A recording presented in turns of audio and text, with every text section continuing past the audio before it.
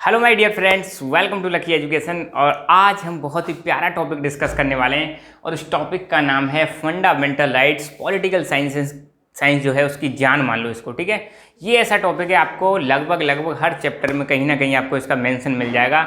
अगर आपके पास political science है, नहीं भी है तो डेली लाइफ में भी बहुत ज़्यादा यूज में आते हैं। इवन न्यूज़ के जो डिस्कशंस होते हैं वहाँ पर भी ये यूज में आता है, न्यूज़पेपर्स होते हैं वहाँ पर भी आता है। तो मतलब फंडामेंटल राइट्स जो है, जिसको हम बोलते हैं मूल अधिकार या मौलिक अधिकार, बहुत ही इंपॉर्टेंट टॉपिक है। हम सबको इसके बारे में आना चाहिए।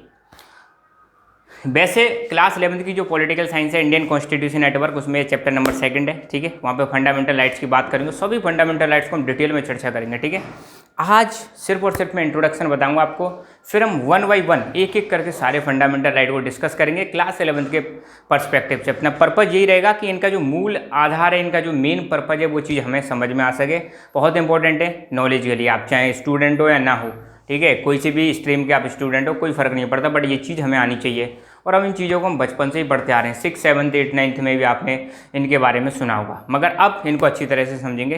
बेसिक्स में भी पॉलिटिकल साइंस 11, 12 वहाँ पर भी काम आता है। पॉलिटिकल साइंस अगर आप बीए करते हो वहाँ पर भी काम आते हैं। तो जितने भी गवर्नमेंट एग्जाम है वहाँ पर भी काम आते हैं। छोटे छोटे क्वेश्चन पूछ ले जाते हैं। आज जो पढ़ाऊंगा इसमें से कई सारे क्वेश्चन आ जाते हैं, इवन गवर्नमेंट एग्जाम्स में भी। तो topic is very important, very important topic है पॉलिटिकल साइंस का, फंडामेंटल राइट्स। मूल अधिकार बोलते हैं बेटा इसको, क्या बोलते हैं? मूल अधिकार। जैसा कि आप सब लोगों को पता है, भारत में कॉन्स्टिट्यूशन है, हमने कॉन्स्टिट्यूशन को बनाया है, अडॉप्ट किया है। कमेंट करके आपको बताना है कि हमारा कॉन्स्टिट्यूशन कब से कब तक बना था या कितना टाइम लगा था कॉन्स्टिट्यूशन को बनने में। दूसरा, हमारे यहाँ पे किस टाइप का कॉन्स्टिट्यूशन है? चलो ये तो मैं ही बता देता हूँ। अपने यहाँ पे रिटन कॉन्स्टिट्यूशन है, ठीक है, ये चीज़ आपको पता होगी। उस कॉन्स्टिट्यूशन में डालेंगे फंडामेंटल राइट्स। अच्छा, फंडामेंटल राइट पहले एक बार देख लेते हैं कितने फंडामेंटल राइट हैं, फिर हम उनको डिस्कस करेंगे, फिर मैं लिंक करूँगा पास से। अगर फंडामेंटल राइट की बात करें, जब हमारा ओरिजिनल कॉन्स्टिट्यूशन बना था 26 नवंबर 1949 को बन के रेडी हो गया था, आपको पता है। तो ओरिजिनल कॉन्स्टिट्यूशन जब बना था तो 6-7 फंडामेंटल राइट दिए गए थे। पहला था राइट टू इक्वलिटी, जिसके बारे में लिखा हुआ है आर्टिकल 14 से आर्टिकल 18 के बीच में। दूसरा था राइट टू फ्रीडम, जिसके बारे में लिखा हुआ आर्टिकल 19 से आर्टिकल 22 में। राइट अगेंस्ट एक्सप्लॉयटेशन, जिसके बारे में लिखा हुआ आर्टिकल 23 से आर्टिकल 24 के बीच में। Right to freedom of religion, इसके बारे में लिखा हुआ है आर्टिकल 25 से आर्टिकल 28 के बीच में। कल्चरल एंड एजुकेशनल राइट्स, इसके बारे में लिखा हुआ आर्टिकल 29 और आर्टिकल 30 में। और एक है राइट टू प्रॉपर्टी, आर्टिकल 31 में लिखा हुआ है, मगर ये जो राइट टू प्रॉपर्टी है ना बेटा, इसको हटा दिया गया है, ठीक है। और एक है राइट टू कॉन्स्टिट्यूशनल रेमेडीज, बहुत इंपॉर्टेंट फंडामेंटल राइट है, राइट टू कॉन्स्टिट्यूशनल रेमेडीज, जिसके बारे में लिखा हुआ है आर्टिकल 32। इस राइट को तो हमारे जो डॉक्टर भीमराव अम्बेडकर है, जिसको हम बोलते हैं फादर ऑफ इंडियन कॉन्स्टिट्यूशन, उन्होंने तो इसको क्या बोला पता है? Heart and soul of the Indian constitution. Indian constitution की हार्ट और सोल है, ये कौन सा वाला राइट है? Right to constitutional remedies. क्यों है मैं इसको बताऊंगा, डोंट वरी, बिल्कुल आराम से। तो ये चीज़ तो आपने सुने होंगे सारे राइट्स। एक इसमें से हटा दिया गया, कौन सा हटा दिया गया? Right to property. प्रॉपर्टी का जो अधिकार है इसको हटा दिया गया। फंडामेंटल जो राइट्स की जो लिस्ट है उसमें से हटा दिया गया है। तो कोई पूछे एट प्रेजेंट में कितने फंडामेंटल राइट हैं, कोई आपसे पूछ ले तो आप बताना एट प्रेजेंट में देयर आर 6 फंडामेंटल राइट्स। कितने फंडामेंटल राइट्स हैं? 6 फंडामेंटल राइट्स हैं। अगर कोई पूछ ले अभी की अभी, मतलब आज की डेट में कितने फंडामेंटल राइट हैं? 6। तो बेटा इसका क्या किया गया था? 44th constitutional amendment act 1978। ध्यान रखना, अमेंडमेंट आपको बताइए, संविधान में सुधार किया गया था। तो 1978 में एक सुधार किया गया था, कौन सा? 44th, मतलब 44वें नंबर का। इससे पहले 43 अमेंडमेंट किए जा चुके थे संविधान में। तो 44th कॉन्स्टिट्यूशनल अमेंडमेंट एक्ट, जो कि कब किया गया था? 1978 में किया गया था। इस समय इसको फंडामेंटल राइट्स की लिस्ट में से हटा के इसको बना दिया गया एक लीगल राइट। क्या बना दिया गया? लीगल राइट बना दिया गया। कौन से? और इसको डाल दिया गया आर्टिकल 300A। कहाँ पर डाल दिया गया इसको? आर्टिकल 300A और पार्ट 12 में डाल दिया गया। ध्यान रखना, अगर फंडामेंटल राइट्स की हम बात करें तो ये फंडामेंटल राइट्स जो हैं ये आते हैं पार्ट 3 में। ध्यान रखना बेटा, बहुत इंपॉर्टेंट क्वेश्चन बनता है। कोई पूछ ले कि फंडामेंटल राइट कौन से पार्ट में आते हैं, कमेंट करके आपको बताना है कि हमारे कॉन्स्टिट्यूशन में कितने पार्ट्स हैं, ओरिजिनली कितने थे, अब कितने, ये चीज़ आपको कमेंट करके बतानी है।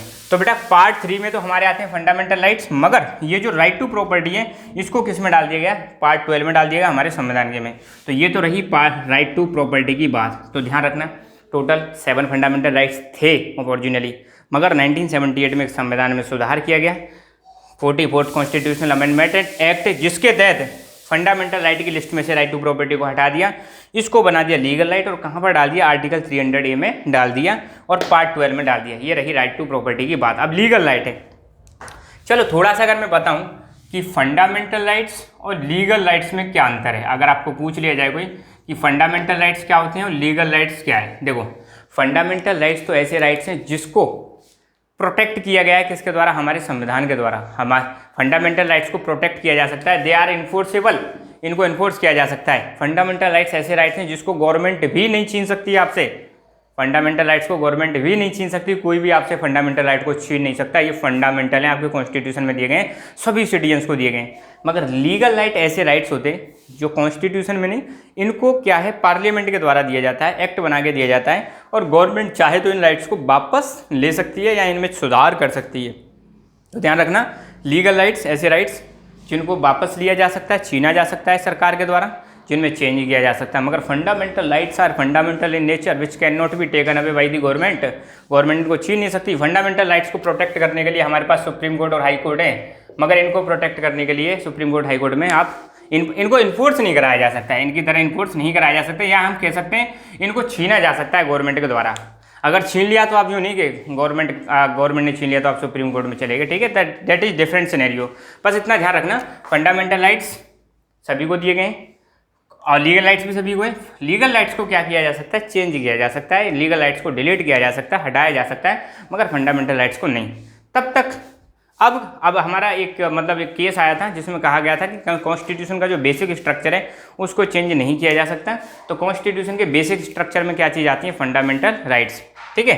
तो फंडामेंटल राइट्स की बात करें सबसे पहले तो कहाँ से लिए गए फंडामेंटल राइट्स, आप सब लोगों को मैं शुरू में बता चुका हूँ कॉन्स्टिट्यूशन के कुछ वीडियोज, ठीक है, कहाँ से कौन कौन सी चीज़ें ले गई हैं ये मैंने बता दिया, प्लेलिस्ट में चेक करना आप क्लास 11वीं की में।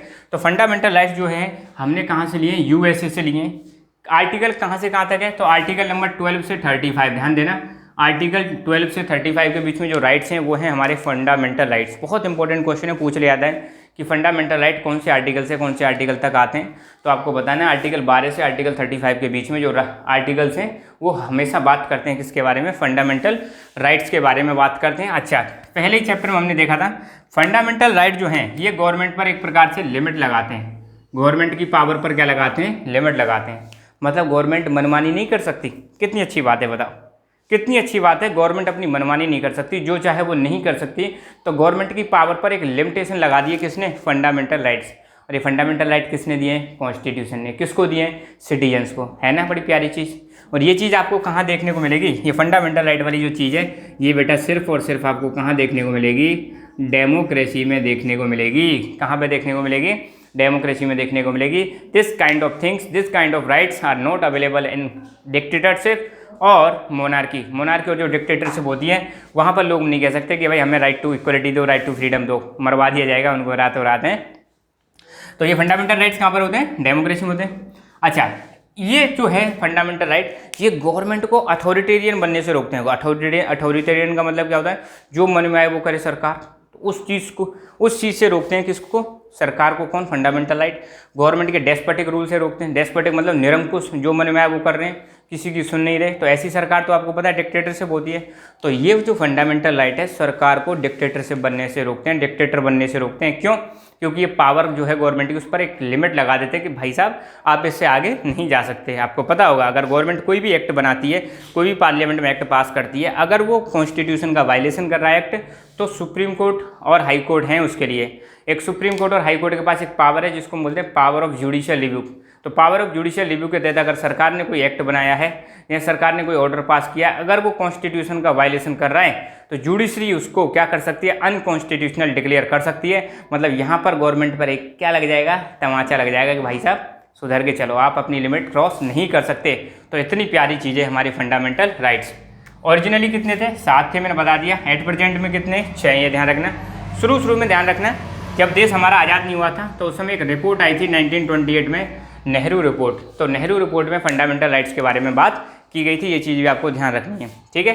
कितने हैं सारे मैंने बताई दी फंडामेंटल राइट्स। अच्छा, अब फंडामेंटल राइट्स को एक चीज़ और ध्यान रखना, फंडामेंटल राइट्स जो हैं इनको गारंटी दी गई है। ये सभी जो guaranteed and protected by constitution, मतलब किसको दिए गए, ये दिए गए बेटा सिटीजन्स को। किसको दिए गए, सिटीजन्स को दिए गए हैं और सिटीजन्स को ये गारंटी दी गई है कि ये सभी के लिए होंगे, कोई डिस्क्रिमिनेशन नहीं किया जाएगा, विदाउट डिस्क्रिमिनेशन सभी को दिए गए हैं और इनको प्रोटेक्ट किया जाएगा। ये चीज़ कहाँ पे लिखी हुई है? कॉन्स्टिट्यूशन में लिखी हुई है। हमारा जो राइट टू कॉन्स्टिट्यूशनल रेमेडीज है, ध्यान देना, राइट टू कॉन्स्टिट्यूशनल रेमेडीज है, इस फंडामेंटल राइट में क्या लिखा हुआ है, ये बहुत इंपॉर्टेंट है। इसमें लिखा हुआ है कि अगर किसी व्यक्ति के फंडामेंटल राइट्स का वायलेशन होता है, ध्यान देना, राइट टू कॉन्स्टिट्यूशनल रेमेडीज क्या कहता है, जो आर्टिकल 32 है, ये कहता है कि अगर किसी व्यक्ति के फंडामेंटल राइट्स का वायलेशन होता है किसी के द्वारा भी, तो वो व्यक्ति कहाँ जा सकता है? सुप्रीम कोर्ट या हाई कोर्ट में जा सकता है और सुप्रीम कोर्ट और हाई कोर्ट उसके राइट्स को प्रोटेक्ट करेगा।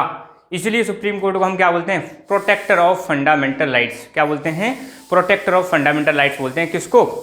सुप्रीम कोर्ट को। तो जुडिशरी जो है, कौन प्रोटेक्ट करेगा फंडामेंटल राइट को? जुडिशरी प्रोटेक्ट करेगी। ये चीज़ ध्यान रखना।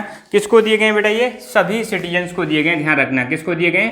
सभी सिटीजन्स को दिए गए। कहाँ पर लिखे हुए हैं फंडामेंटल राइट? ये फंडामेंटल राइट लिखे हुए हैं हमारे कॉन्स्टिट्यूशन में।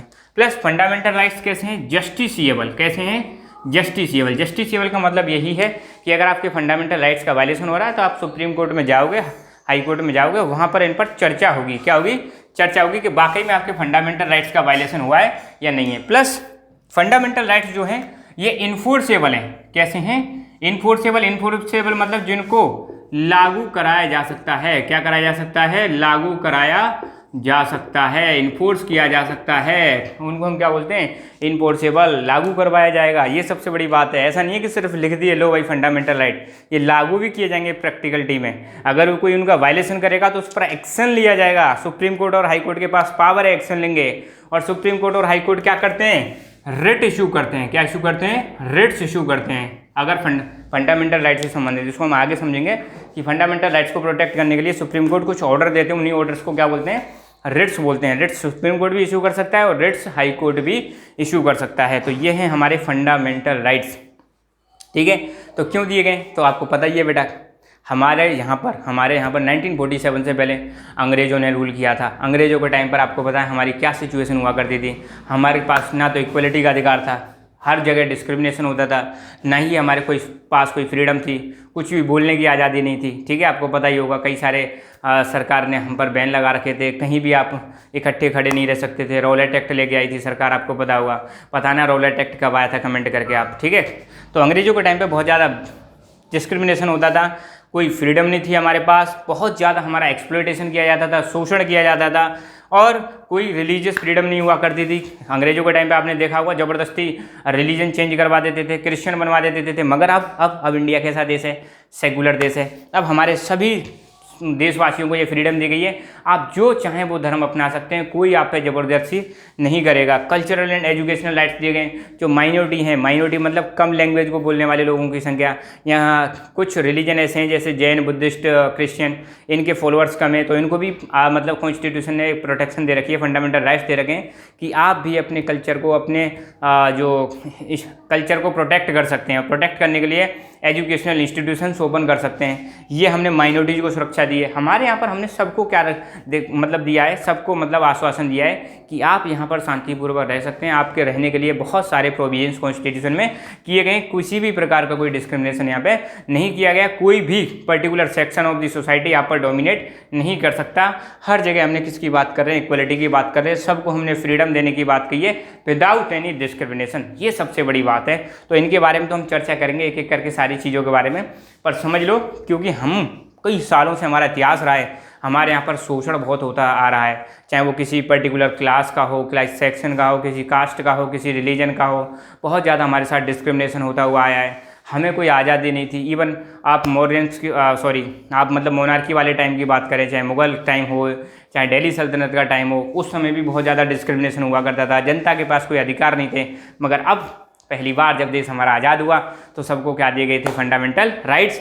अब सबको बिल्कुल डिग्निटी के साथ जीने का अधिकार है, किसी के साथ कोई डिस्क्रिमिनेशन नहीं होगा, सबको मतलब फ्रीडम से दी गई हैं। तो हमारे यहाँ पे, हमारे देश में जितनी फ्रीडम है, जितनी ज़्यादा आज़ादी दी गई है लोगों को, उतनी कहीं नहीं मिलेगी आपको, कहीं नहीं मिलेगी, आई एम श्योर। ठीक है, इतनी सारी चीज़ें ये सिर्फ किसकी वजह से मुमकिन हो पाई हैं? Fundamental rights. और हमारा प्यारा हमारे यहाँ पे जो सरकार है कैसी है? फॉर्म ऑफ गवर्नमेंट कैसी है? डेमोक्रेटिक फॉर्म ऑफ गवर्नमेंट है, जहाँ पर कॉन्स्टिट्यूशन होता है और कॉन्स्टिट्यूशन में सारी चीज़ें लिखी हुई हैं। और सबसे खास बात क्या है कि फंडामेंटल राइट्स कैसे हैं? इन्फोर्सेबल। इनको लागू करवाया जा सकता है, कोई आपसे छीन नहीं सकता। That is the beauty of our constitution. ठीक है, तो ये हुआ फंडामेंटल राइट्स का इंट्रोडक्शन। आई होप आपको चीज़ें क्लियर हो गई होंगी। सारी चीज़ें मैंने बता दी हैं, हर जगह से क्वेश्चन बन जाएंगे, ध्यान रखना। अब हम क्या करेंगे, एक एक करके सभी फंडामेंटल राइट्स को हम डिस्कस करेंगे, बहुत प्यार से आराम से डिस्कस करेंगे। ओके, तो सी यू इन नेक्स्ट लेक्चर। तब तक के लिए खुश रहो, मुस्कुराते रहो। जय हिंद, जय भारत।